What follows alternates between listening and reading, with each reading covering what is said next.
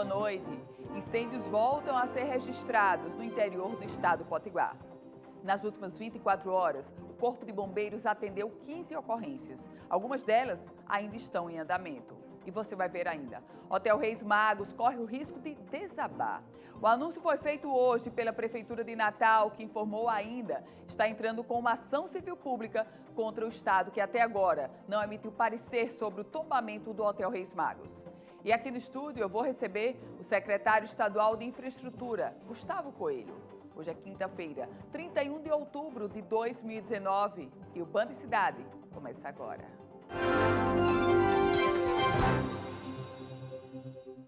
A gente começa o programa de hoje com uma notícia de polícia preocupante. Um corpo decapitado foi encontrado hoje pela manhã no rio Potengi. Este ano, segundo a polícia, este corpo encontrado no rio perto da Ponte Velha. A repórter Alice Soares traz agora as informações. O corpo foi encontrado preso à vegetação do mangue. O cadáver, identificado como de um homem, estava decapitado, com os pés amarrados e vestia apenas cueca. O caso será investigado pela Divisão de Homicídios e Proteção à Pessoa. De acordo com a polícia, esse é o sexto corpo encontrado aqui próximo à Ponte Velha, dentro do rio Potengi, só este ano. E a gente traz informações agora sobre incêndios. Isso porque nas últimas 24 horas, o Corpo de Bombeiros Militar do Rio Grande do Norte vem combatendo uma série de incêndios florestais no estado. Foram, no total, 15 ocorrências. Na região do Seridó, as chamas impressionavam quem passava a noite com destino a Acari. 3 equipes foram empregadas no combate. O fogo é na serra e o acesso é muito difícil. Outro local que teve ação do Corpo de Bombeiros foi a Serra do Encanto, onde os militares combateram a grande maioria dos focos. Essa questão dos incêndios, alguém pode achar que é uma excepcionalidade. Na verdade, é muito comum nesse período. O detalhe é que no ano de 2019, esses incêndios estão se intensificando. E algo chama a atenção, e eu vou realçar o que já dizia aqui há 10 dias. A atuação essencial e importante dos voluntários. Esses grandes e muitos focos de incêndio, eles estão chamando a atenção para 2 aspectos. A solidariedade do cidadão potiguar, que se coloca como voluntário para auxiliar o trabalho do Corpo de Bombeiros. E o primeiro aspecto, ainda mais relevante, a fragilidade do Corpo de Bombeiros, que sofre com o déficit de pessoal e de equipamentos.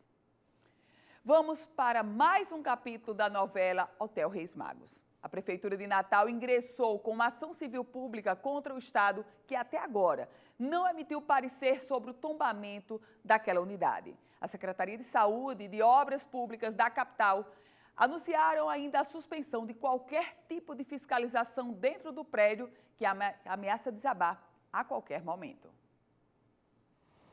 O governo do estado terá 72 horas para concluir o processo de tombamento do Hotel Reis Magos. O prazo consta na ação civil pública ajuizada no Tribunal de Justiça pela Prefeitura de Natal contra o estado. O prédio recebeu recentemente parecer favorável para a demolição do IPHAN e do Conselho de Cultura. Nós entramos com um pedido para que o estado decida pelo tombamento ou pelo não tombamento. Se não falar nada, nós estamos também pedindo autorização para que o município eles peçam o alvará de demolição, porque nós fomos notificados pela Procuradoria-Geral do Estado sobre o tombamento provisório. Em razão dessa notificação, o município não pode expedir o alvará de demolição. O tombamento do Hotel Reis Magos se arrasta há mais de 6 anos. O secretário de Obras Públicas de Natal considera que a edificação oferece alto risco de desabamento e aconselha a demolição imediata do prédio e a interdição das ruas próximas ao hotel. O rompimento de uma estrutura daquela acontece imediatamente. E quando rompe, dependendo da inclinação de rompimento, ela joga muitos pedaços de resto da estrutura longe, a uma certa distância, que a gente calcula num raio de aproximadamente de até 1 quilômetro. R$ 1 milhão é o que deve ser gasto na demolição do Hotel Reis Magos. Já a recuperação completa do prédio, segundo o levantamento apresentado pela Prefeitura, custaria 40 milhões de reais, o que a tornaria inviável para os donos do hotel, que foi desativado em 1995. O prédio está em ruínas e, segundo o secretário de Saúde do município, oferece riscos também para a saúde da população. Nós temos lá criadouros de várias de arboviroses, de mosquitos que promovem as arboviroses que nós estamos aí enfrentando todos os anos. Nós temos lá criadouros de cobras, escorpiões, lagartos, de tudo. Nós estamos expondo a saúde daquelas pessoas que estão ali, ainda que de uma forma clandestina, colocando em risco a vida da população do seu entorno.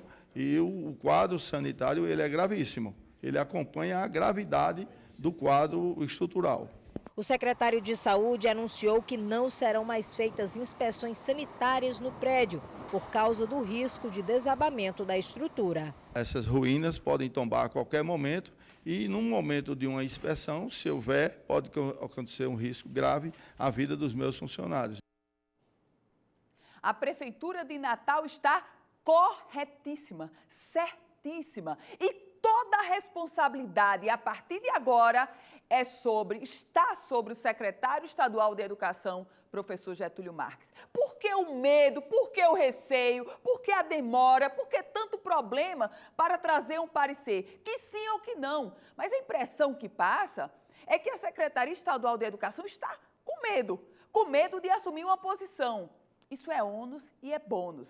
Ser secretário de Educação é muito bacana, recebe o título de doutor, de professor, de secretário, tem assessores, mas tem o ônus também. É preciso ter responsabilidade e assumir posições. O que a Prefeitura de Natal está fazendo agora, na verdade, é dando um checkmate para o governo do estado, que assuma o tombamento ou que autorize a demolição. Só que tem um aspecto. Em toda a história do Conselho Estadual de Cultura, nunca a Secretaria Estadual de Educação proferiu um parecer contrário ao do Conselho. E o próprio Conselho Estadual de Cultura é favorável à demolição do Hotel Reis Magos. O Hotel Reis Magos, agora que me parece, a gente não tem mais que discutir o tombamento. Nós temos é que discutir o grande risco que aquele equipamento, da forma que está, representa. Não é para a cidade, não. É para nós. É para a população, é para as pessoas que lá moram e estão com suas vidas em riscos, não só pelo desabamento, mas pelos focos de doença e de mosquitos que lá se concentram. Mudando de assunto, as matrículas para 2020 nas escolas da Rede Municipal de Ensino começarão no dia 4 de novembro e se encerrarão em fevereiro do próximo ano. O calendário de matrículas foi divulgado hoje pela Secretaria Municipal de Educação. As aulas estão confirmadas para serem iniciadas em março de 2020. 11 mil vagas serão disponibilizadas em 2020 nas escolas e creches da Rede Municipal de Ensino. As matrículas começam no dia 4 de novembro e seguem até fevereiro do próximo ano. Então, os com deficiência são os que vêm primeiro, porque nós precisamos arrumar a casa em relação a professores, a escola que tem acessibilidade para os que necessitam de acessibilidade, de pessoal, né, de auxiliares. Então, dentro de tudo isso, esses são os primeiros. Logo após vem a educação infantil, né, primeiro a pré-escola, porque é a etapa obrigatória, 4, 5 anos. Depois vem a creche, onde nós teremos o sorteio, se necessário, porque se as vagas ofertadas forem suficientes, não haverá sorteio. Só haverá sorteio se nós tivermos uma demanda maior do que a nossa capacidade. Depois, aí vem o ensino fundamental e a educação de jovens e adultos. As matrículas serão feitas somente pela internet no site da Prefeitura de Natal. As aulas começam no dia 3 de março de 2020. Mas também teremos um suporte físico no nosso Centro Municipal de Referência em Educação, CEMURE, que fica vizinho à rodoviária. E também nas escolas e CMEIs, os pais podem procurar, que as pessoas lá estão preparadas para ajudá-los. O sorteio para as vagas nos CMEIs este ano será feito eletronicamente. Os pais deverão escolher no ato da inscrição 3 creches. O resultado do sorteio será divulgado no dia 31 de janeiro. No ato da pré-matrícula do sistema, o pai tem 3 opções, sendo pelo menos uma obrigatória, onde ele vai poder escolher, como, por exemplo, a escola mais próxima do trabalho ou aquela mais próxima de sua casa. E aí, o que é que vai acontecer? Nesse sorteio vai haver o sorteio da parte da primeira opção, posteriormente o sorteio da segunda e o sorteio da terceira. E, consequentemente, se o aluno não for sorteado em nenhuma das 3 opções, ele estará na lista de suplência nessas 3 unidades escolares. E vamos conferir agora a previsão do tempo para amanhã, sexta-feira. Em Natal, vai fazer sol, sem previsão de chuvas. A mínima é de 22 graus e a máxima alcançará os 32. Já em Felipe Guerra, no oeste, o dia também fica ensolarado. A mínima é de 22 e a máxima vai aos 38 graus. Em Angicos, na região central do estado, o tempo fica firme, sem chuvas. Mínima de 21, a máxima 36 graus. O Band Cidade volta em instantes.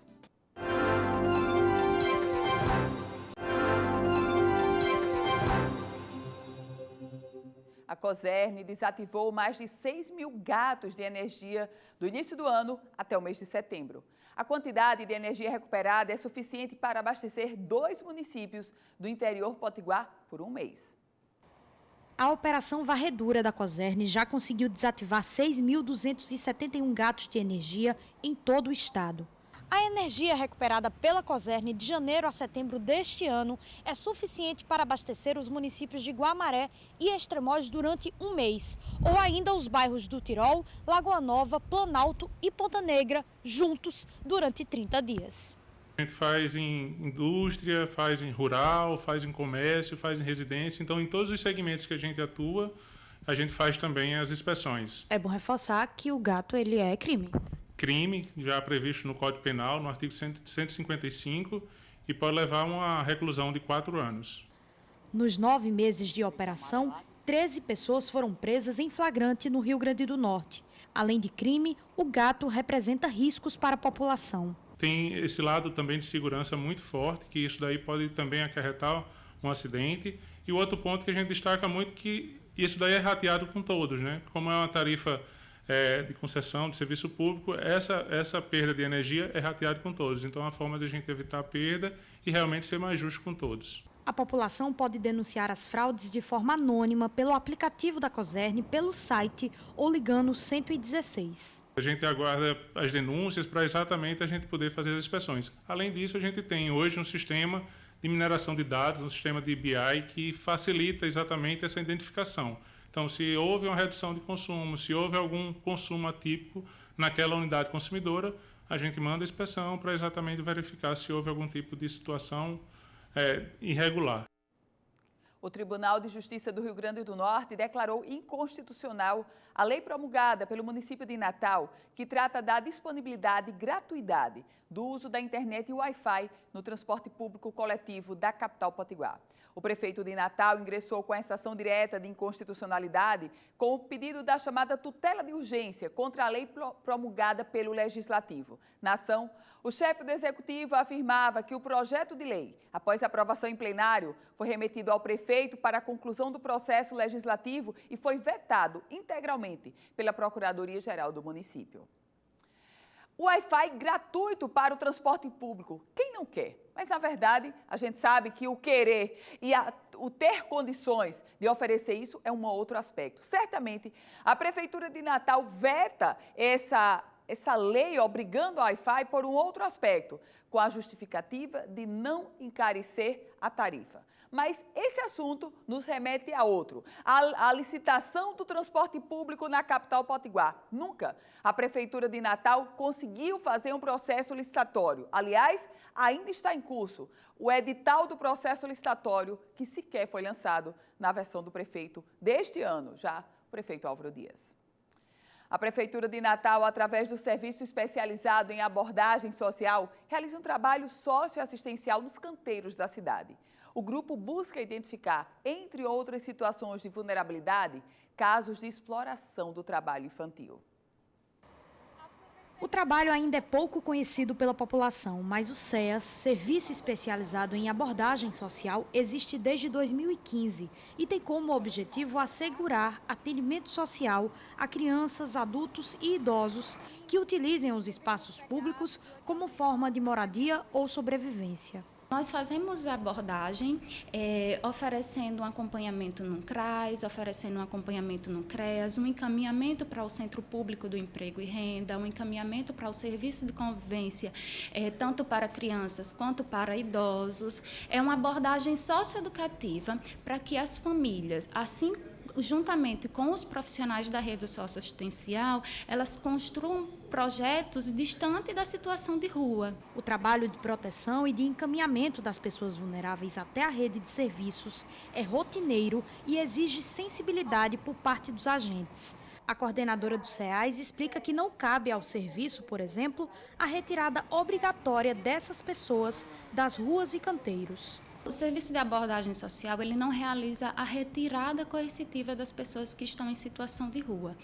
Nós atuamos numa perspectiva socioeducativa de aproximação e vinculação com aquele usuário. Mais de 20 profissionais compõem o SEAS. Eles atuam de domingo a domingo, das 8 da manhã até a meia-noite, inclusive nos feriados. Mais de 1.500 abordagens e dessas 1.500 abordagens, 53% no ano de 2018 foram de situações de trabalho infantil. Agora, em 2019, até o mês de setembro, que é onde nossos dados estão compilados, a situação de trabalho infantil representa 58% da nossa demanda. A rota de monitoramento montada pelas equipes tem como base as denúncias da população, a observação dos agentes no dia a dia e ainda provocações de órgãos como o Ministério Público. O telefone do SEAS é o 98870-3871 e o 98870-3327. E agora tem um recado para você. Olha só, você sabia que o mês de outubro também é destinado à prevenção da obesidade? Essa doença é causada quase sempre pelo consumo excessivo de calorias na alimentação. O excesso de peso aumenta o risco de contrair doenças como pressão alta, diabetes, colesterol, entre outros agravantes. Por isso, cuidar do peso é fundamental para uma vida plena e alguns hábitos simples podem ajudar você nessa tarefa. A dica é ter uma alimentação adequada, com mais vegetais e frutas, além da prática, claro, regular de atividades físicas. Outra dica importante: evite fumar e consumir bebida alcoólica em excesso. Tenha sempre em mente que uma vida mais saudável aumenta as chances de você chegar à terceira idade com mais vitalidade. Por isso, comece hoje mesmo a adotar práticas saudáveis. Afinal, sua saúde é o seu bem mais precioso. Essa é uma dica do Apivida, para você ter uma vida mais plena. Apivida faz bem para você.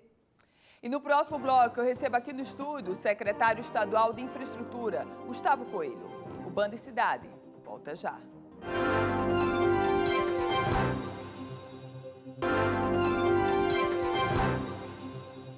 De volta com o Band Cidade. E eu recebo aqui no estúdio o secretário estadual de Infraestrutura, secretário Gustavo Coelho. Boa noite, secretário, seja muito bem-vindo. Boa noite, Ana. Secretário, a gente começa essa nossa conversa falando sobre aquela obra de ampliação, de adequação, enfim, como o senhor prefere chamar, da Avenida Engenheiro Roberto Freire. A governadora Fátima Bezerra conseguiu segurar os recursos que estavam ameaçados de ser devolvidos. Qual o estágio desse projeto para começar a ser executado, secretário? Pois é, Ana, muito bem colocado, né? Eu começo chamando de reestruturação da Avenida Engenheiro Roberto Freire, né? Porque, na verdade, assim, a gente não vai fazer uma transformação da Avenida Roberto Freire em outra coisa. Na verdade, nós vamos adequar às necessidades que hoje temos para tráfego, para circulação de pessoas e principalmente para atender a lei de mobilidade urbana, que define uma hierarquia, né? E essa hierarquia será muito bem respeitada lá. Pedestre, ciclista, transporte coletivo, transporte individual. Essa é a sequência que nós vamos dizer assim, a diretriz maior desse projeto de reestruturação da Avenida Roberto Freire. Como você bem falou, esses recursos se encontravam praticamente perdidos. Na verdade, nós chegamos a ser notificados pela Caixa Econômica que em 30 dias teríamos, na verdade, que apresentar a funcionalidade do projeto. Quer dizer, se nós não tínhamos nem projeto, na verdade, como apresentar a funcionalidade? Funcionalidade é depois da obra executada. Então, por essa razão, a gente realmente não tinha como né, atender a esse requisito que a Caixa nos impôs. E aí a governadora procurou o ministro do Desenvolvimento Regional, eu acompanhei em 2 ou 3 audiências em Brasília, conversamos bastante, explicamos que além de ser uma obra muito importante, é uma obra complexa, porque envolve muitos atores, né? Como você bem sabe, ali nós temos universidades, nós temos shopping, nós temos lojas diversas, nós temos, quer dizer, circula ali uma quantidade, quer dizer, tem uma referência econômica importante para a cidade. Não poderíamos deixar de considerar esses elementos. Além disso, margeia o Parque das Dunas. Então, todos esses vetores a gente tem que integrar para se ter um projeto. E aí o ministro foi extremamente atencioso com a governadora e sensível também a tudo que foi colocado e concedeu uma prorrogação em caráter excepcional, porque realmente, assim, se fosse atender aos requisitos estabelecidos no próprio Ministério, na sua Secretaria Nacional de Mobilidade Urbana, certamente que a gente teria perdido os recursos. Mas a governadora foi muito firme na sua defesa, nós apresentamos esses argumentos técnicos e, assim, realmente temos a portaria do ministro já autorizando essa prorrogação, já conversamos com a Caixa sobre isso e, no momento agora, nós estamos tratando exatamente do novo projeto. Qual o valor, secretário, que há para esse projeto? Esse projeto ele tem uma composição de 2 recursos, Ana. O primeiro recurso, os 2 são de financiamento, deixar bem claro que isso não é um recurso de repasse. Não é fundo perdido. Não é fundo perdido, não é um repasse, simplesmente. O Estado vai ter que pagar por esses recursos, né? E são compostos, como falei para você, de dois vetores. Um é do FGTS, que são 45 milhões e 300 mil, aproximadamente. E temos um que se chama contrapartida do programa PAC, que são 27 milhões e 700 mil. Ou seja, os 2 somados dão em torno de 73 milhões. Né? Esses recursos, a gente estima até que nem todos serão aplicados aí, a gente pretende uma parte desse recurso muito pequena, os 3 milhões aí depois dos 70, a gente também fazer algumas adequações nos acessos do Centro de Convenções. Secretário, fala em Centro de Convenções, o senhor integra uma comissão para estudar a possibilidade de parcerias público-privadas aqui no âmbito do Rio Grande do Norte e de alguns equipamentos. Como é que estão essas análises, secretário? O que se observa hoje, Ana, é que o Estado tem dificuldade, na verdade, em manter uma série de seus equipamentos. Isso aí, diga assim, é público e notório, não precisa estar no governo para identificar isso. E o governo também, entendendo essa realidade, constituiu esse grupo, que é um comitê formado por alguns representantes de secretaria, do qual eu faço parte, e está sendo elaborado, na verdade, um marco regulatório para que a gente possa, na verdade, ter um sistema legal de concessões e parcerias para o Estado do Rio Grande do Norte. Então, assim, o Estado do Rio Grande do Norte tem uma lei que foi feita exclusivamente para a Arena das Dunas, que, na verdade, caducou há muito tempo, aliás. Né, e é extremamente questionada aquela legislação. É o que eu ia colocar, quer dizer, uma coisa que realmente, até hoje, não se mostrou exatamente como satisfatória, né? Mas, assim, sem querer fazer uma avaliação disso, a verdade é que o Estado identificou a necessidade de conhecer no país inteiro. Nós temos exemplos muito exitosos, né, realidades muito bem-sucedidas, e é com isso que a gente está trabalhando. Pegamos aí de todas as experiências que pudemos conhecer e está sendo montado, quer dizer, desse comitê ainda tirou-se um pequeno grupo de 3 colegas lá, que integram também o comitê, para fazer uma redação, uma proposta, na verdade, dessa legislação. Poderá vir a ser também um ajuste dessa lei existente e tal, mas o que hoje estamos trabalhando é com isso. Amanhã, por oportuno, teremos um seminário.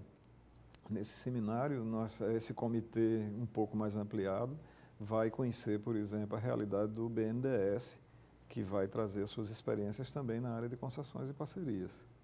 Qual é a perspectiva, desculpe, secretário, a perspectiva que o senhor tem para começar esse projeto a definir algum equipamento que vai ser inserido em PPP ou não? A própria finalização da lei vai indicar qual é o mais indicado, né? Mas, assim, hoje a gente cita como exemplo a questão do Centro de Convenções. O Centro de Convenções é um equipamento espetacular e depois que foi ampliado, quer dizer, inclusive registrar aqui no seu programa que nós somente agora conseguimos finalizar essa obra de ampliação. Só agora, secretário? Somente agora. Mais de um ano depois que foi teoricamente inaugurada. Pois bem, mas assim, na verdade, nós quando assumimos, não existia, por exemplo, o sistema de prevenção e combate ao incêndio, né?